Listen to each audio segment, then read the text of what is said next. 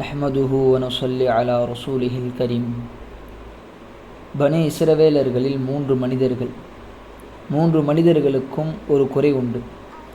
ஒரு நபர் தொழுநோயாளி, ஒரு நபர் வழுக்கை தலை உள்ளவர், ஒரு நபர் கண் பார்வையற்றவர். அல்லாஹ் இந்த 3 பேரையும் சோதிக்க நாடுகிறான். சோதிப்பதற்காக வேண்டி ஒரு மலக்க மனித தோட்டத்தில் அனுப்பி, அந்த மலக்கு முதலாவதாக தொழுநோயாளியிடம் வரார்.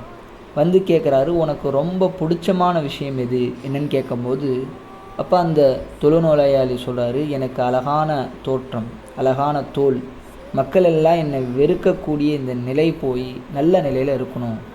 உடனே அந்த மலக்கு அவருடைய உடலை தடவும் போது அந்த நிலை போய் அழகான தோற்றம், அழகான தோல் கொடுக்கப்படுறார். பிறகு அந்த மலக்கு கேட்குறாரு, உனக்கு எந்த செல்வம் பிடிக்கும் அப்படின்னு கேட்கும்போது, அப்போ அவர் சொல்கிறாரு, எனக்கு ஒட்டகம் ரொம்ப பிடிக்கும். ஒரு ஒட்டகத்தை கொடுத்து, குட்டி ஈழக்கூடிய நிலையில் இருக்கக்கூடிய ஒட்டகத்தை கொடுத்துட்டு பரக்கத்துக்காக வேண்டி துவா செஞ்சார். அல்லாஹ் இதில் உனக்கு பரக்கத் செய்வான்னு சொல்லி. பிறகு அவரை விட்டுட்டு அந்த மலக்கு 2வது மனிதர் வழுக்கை தலை உள்ள மனிதரிடம் போகிறார். அவர்கிட்ட போய் கேட்குறாரு, உனக்கு ரொம்ப பிடிச்சமான விஷயம் என்ன அப்படின்னு கேட்கும்போது, அப்போ அந்த நபர் சொல்கிறாரு, வழுக்கை தலை உள்ள மனிதர் சொல்கிறாரு, எனக்கு அழகான முடி வேணும். ஏன்னா வழுக்க தலையாக இருக்குது இந்த வயசுலே, எனக்கு அழகான முடி வேணும். மக்கள் என்ன வெறுக்கிறாங்க, அந்த நிலை போய் நல்ல நிலை வரணும். பிறகு அந்த மலக்கு அவருடைய தலையை தடவும் போது அவருக்கு முடி வந்து அழகான நிலையில் வந்துறாரு. அழகான முடியும் கொடுக்கப்படுறாரு. பிறகு மலக்கு கேட்குறாரு, உனக்கு எந்த செல்வம் ரொம்ப பிடிக்கும்னு சொல்லி. அப்போ அவர் சொல்ல, எனக்கு மாடு ரொம்ப பிடிக்கும்னு சொல்லி அவருக்கு ஒரு குட்டியை ஈழக்கூடிய நிலையில் இருக்கக்கூடிய ஒரு மாட்டை கையில் கொடுத்துட்டு பரக்கத்துக்காக வேண்டி துவா செஞ்சிட்றாரு. பிறகு அந்த மலக்கு 3வது மனிதர்கிட்ட வராரு, கண் பார்வையற்றவர்கிட்ட. அவர்கிட்ட வந்து கேட்குற, உனக்கு என்ன ரொம்ப பிடிக்கும்னு சொல்லி. எனக்கு அல்லாஹ் என்னுடைய பார்வையை திருப்பி கொடுக்கணும்னு ஆசைப்பட்றேன் அப்படின்னு சொல்லும்போது, நான் மக்களை பார்க்கணும் அப்படின்னு சொல்லி. அப்போ அந்த மலக்கு அவருடைய கண்ணை தடவும் போது அவருடைய பார்வை திரும்பி வந்துடுது. பிறகு உனக்கு செல்வத்தில் எந்த செல்வம் பிடிக்கும்னு கேட்கும்போது, எனக்கு ஆடு தான் ரொம்ப பிடிக்கும்னு சொல்லி அந்த சொல்கிறார் அவர் 3வது மனிதர்.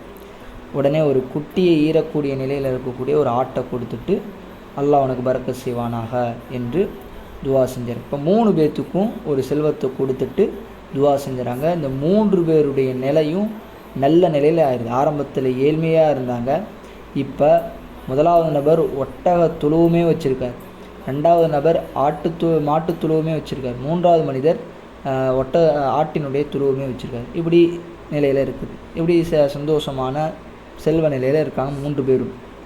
இப்போ அல்லாஹ் என்ன பண்ணுறான், அதே மலக்கை ஏழையான தோற்றத்தில், ஏழை மனிதருடைய தோற்றத்தில் அனுப்புகிறான். 1வது மனிதர்கிட்ட போகிறாரு. இதெல்லாம் அல்லாஹ் சோதிப்பதற்காக வேண்டி செய்கிறான் அடியார்களை. இப்போ 1வது மனிதர் அவர் ஆரம்பத்தில் இந்த நிலையில் இருந்தார், தொழுநோயாளியாக இருந்தார். அப்போ இந்த மலக்கு வந்து ஏழையான மனிதருடைய தோட்டத்தில் போய் சொல்கிறாரு, நான் இப்படி பயணத்தில் வந்தேன், என்னுடைய செல்வங்கள், என்னுடைய சாமான்கள் எல்லாம் தீர்ந்து போயிடுச்சு. நீங்கள் ஒரே ஒரு ஒட்டகம் கொடுத்தீங்கன்னா அந்த ஒட்டகத்தின் மூலம் என்னுடைய ஊருக்கு நான் போயிடுவேன். அல்லாஹ் உங்களுக்கு எவ்வளோ செல்வத்தை கொடுத்துருக்கான்னு சொல்லி அவர் சொல்கிறாரு. ஆனால் அந்த தொழுநோயாளியாளர் என்ன சொல்கிறாருன்னு சொன்னால், அப்போல்லாம் உனக்கு ஒட்டகம்லாம் கொடுத்துட முடியாது, அப்போல்லாம் உனக்கு ஒட்டகம் கொடுத்துட முடியாது, இது என்னுடைய செல்வம், பரம்பரையாக நான் சம்பாதித்த செல்வம், உனக்கெல்லாம் நான் அப்படி கொடுத்துட முடியாது, எனக்கே ரொம்ப தேவை இருக்குதுன்னு சொல்லி அல்லாஹ் கொடுத்த நியாமத்தை மறந்து அவருக்கு உதவி செய்யாமல் தன்னுடைய பெருமையை பேசுகிறார். உடனே அந்த மலக்கு சொல்கிறாரு, இல்லையே, நீ ஏழ்மையாக இருந்த, அல்லாஹ் தான் உனக்கு இந்த செல்வத்தை கொடுத்தான். நீ வந்து தொழுநோயாளியாக இருந்த, அல்லாஹ் தான் இந்த உடலை சரி பண்ணி கொடுத்தான்ல அப்படின்னு சொல்லி பழசை ஞாபகப்படுத்துகிறார். அவர் பழசை ஞாபகப்படுத்தப்பட்டால் கூட அவர் ஏற்றுக்கிற மாதிரி இல்லை. அவர் சொல்கிறார், இல்லை, இது என்னுடைய செல்வம், பரம்பரையாக உள்ள செல்வம், நான் பிறக்கும்போதே நல்ல நிலையில் தான் பிறந்தேன்னு சொல்லி அவர் அந்த பழைய நிலையை நினைக்காம, அல்லாஹ் செய்த உபகாரத்தை நினைக்காம அவர் பெருமை அடிக்கிறார். உடனே மலக்கு சொன்னார், நீ சொல்கிறது பொய்யாக இருந்தால் அல்லாஹ் உன்னை பழையபடிக்கே திருப்பட்டும் அப்படின்னு சொல்லி துவா செஞ்சார். அவரும் பழைய நிலைக்கு போயிடுறாரு. இப்போ அந்த மலக்கு வந்து 2வது மனிதர்கிட்ட வராரு. அவர் யாருக்கு ஆரம்பமே வழுக்கை தலையாக இருந்தவர். அவர்கிட்டையும் இதே மாதிரி சொன்னபோது, எனக்கு ஒரு தேவை இருக்குது, ஒரு மாட்டை கொடுத்தீங்கன்னா நான் அதை வச்சு பயணம் செஞ்சு நான் வந்து இடத்துக்கு போயிடுவேன், என்னுடைய இடத்துக்கு அப்படின்னு சொன்னபோது இவரும் பெருமை பேசுகிறாரு.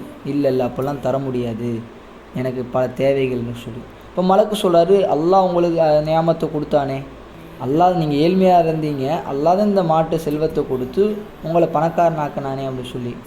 இல்லை அவரும் பெருமை அடித்தார், இது என்னுடைய பரம்பரையாக வந்ததுன்னு சொல்லி. இப்போ மலக்கு சொன்னார், நீ சொல்கிறது பொய்யாக இருந்தால் அல்லாஹ் உன்னை பழைய நிலைக்கு திரும்பிக்கணும்னு சொல்லி. அப்போ ரெண்டாவது நபரும் என்னது பழைய நிலைமைக்கு போயிடுவார். 2 பேரும் நியாமத்தை ஏற்றுக்கொள்ள உபகாரத்தை மறுத்துட்டாங்க. 3வது மனிதர்கிட்ட வராது அந்த மலக்கு. ஏற்கனவே என்னது பழைய நிலையில் கண் பார்வையற்றவராக இருந்தார். இப்போது இந்த மலக்கு கேட்குறாரு, ஏழ்மையான தோட்டத்தில் எனக்கு ஒரே ஒரு ஆடு கொடுத்தா அதை கொண்டு பயன் பெற்றுக்குவேன்னு சொல்லி. அப்போ அந்த கண் பார்வையற்றாக இருந்து இப்பொழுது நல்லா இருக்கக்கூடிய சொல்கிறாரு, நான் கண் பார்வை இல்லாமல் இருந்தேன், அல்லாஹ் தான் எனக்கு இந்த பார்வையை கொடுத்தான். எந்த செல்வமும் இல்லாமல் ஏழையாக இருந்தேன், அல்லாஹ் தான் இந்த ஆடுங்கிற செல்வத்தை கொடுத்தான். அதனால் நீங்கள் என்ன வேணுமோ என்னுடைய செல்வத்தில் எடுத்துக்கொள்ளுங்கள், அதனால் நான் உங்களுக்கு திட்டவும் மாட்டேன், வருத்தப்படவும் மாட்டேன்னு சொல்லிட்டு அந்த மலக்கிட்ட சொல்லும்போது, அப்போ அந்த மலக்கு சொன்னார், கவலைப்படாதீங்க, அல்லாஹ் உங்களை சோதிப்பதற்காகத்தான் என்ன மனிதருடைய தோற்றத்தில் அனுப்புனான். 2 பேரும் ஃபெயில் ஆகிட்டாங்க, அதில் தோல்வி விட்டுட்டாங்க, அல்லாஹ் கொடுத்த நியாமத்தை மறுத்துட்டாங்க, நினைக்கல. நீங்கள் அல்லாஹ் கொடுத்த நியாமத்தை நினைவில் வைத்து அல்லாஹ்வுக்கு நன்றி செலுத்துகிறீங்க, அல்லாஹ் இதில் உங்களுக்கு பரக்கத் செய்வான், அவர்கள் மீது அல்லாஹ் கோவப்பட்டான், உங்களை அல்லாஹ் புரிஞ்சு கொண்டான் என்று அந்த மலக்கு சொல்வார்கள். இந்த சம்பவம் நமக்கு என்ன உணர்த்துகிறது? முதல் விஷயம் என்ன? அல்லாஹ் கொடுத்த நியாமத் சிறியதாக இருந்தாலும் சரி, பெரியதாக இருந்தாலும் சரி, அதை கண்ணியப்படுத்த வேண்டும், அதற்கு அல்லாஹ்விடத்தில் நன்றி செலுத்த வேண்டும். ஏன்னா அல்லாஹ் சொல்கிறான், இன் ஷகர்தும் லஸீதன்னக்கும், நீங்கள் நன்றி செலுத்தினால் அதிகப்படுத்தி தருவேன்னு சொல்லி. 2வது விஷயம் என்ன? எவ்வளோ பெரிய நிலையில் இருந்தாலும் சரி, அல்லாஹ் கொடுத்த நியாமத்தாக இருக்கட்டும், எதையும் மறந்துடக்கூடாது. நம்ம ஒரு காலத்தில் ஏழ்மையாக வறுமையாக இருந்திருப்போம், ஒருவேளை உணவு கூட வழி இல்லாமல் இருந்திருப்போம். அல்லாஹ் இன்றைக்கி கொடுத்துருக்கான்னு சொன்னால் பழைய நிலைகளை நினைத்து பார்க்க வேண்டும். அதே போன்று அப்படி இல்லாத மக்களுக்கு நம்ம உதவி செய்ய வேண்டும். இது எல்லாம் அல்லாஹ் நமக்கு கொடுத்தக்கூடிய உபகாரங்கள் என்று மனசில் பதிவு செய்ய வேண்டும். அப்போ நபி ஸல்லல்லாஹு அலைஹி வஸல்லம் இது போன்ற படிப்பினைக்குரிய சம்பவங்களை சொல்லி நாம் இப்படி இருக்க வேண்டும், எப்படி இருக்க வேண்டும், எப்படி இருக்கக்கூடாது என்பதை நபி ஸல்லல்லாஹு அலைஹி வஸல்லம் அவர்கள் சொல்லி காட்டுகிறார்கள். இன்றைய நிலையை எடுத்துக்கொண்டால் எத்தனையோ பேர் பழைய நிலையில் ரொம்ப கஷ்டப்பட்டிருப்பாங்க. இப்போ நல்ல நிலைக்கு வந்த பிறகு பழைய நிலையை மறந்து ஆடம்பரமாக வீண் விரயமாக பெருமையோடு செலவு செய்வார்கள், பெருமையோடு இருப்பார்கள். அதே போன்று சாதாரண மக்களை கண்டு கொள்ள மாட்டார்கள். அப்படி நம்ம இருந்து விடக்கூடாது. ஏனென்றால் அல்லாஹ்வுடைய நியாமத்துக்கு நன்றி செலுத்தாவிட்டால் அல்லாஹ் அதை பிடுங்கி விடுவான்.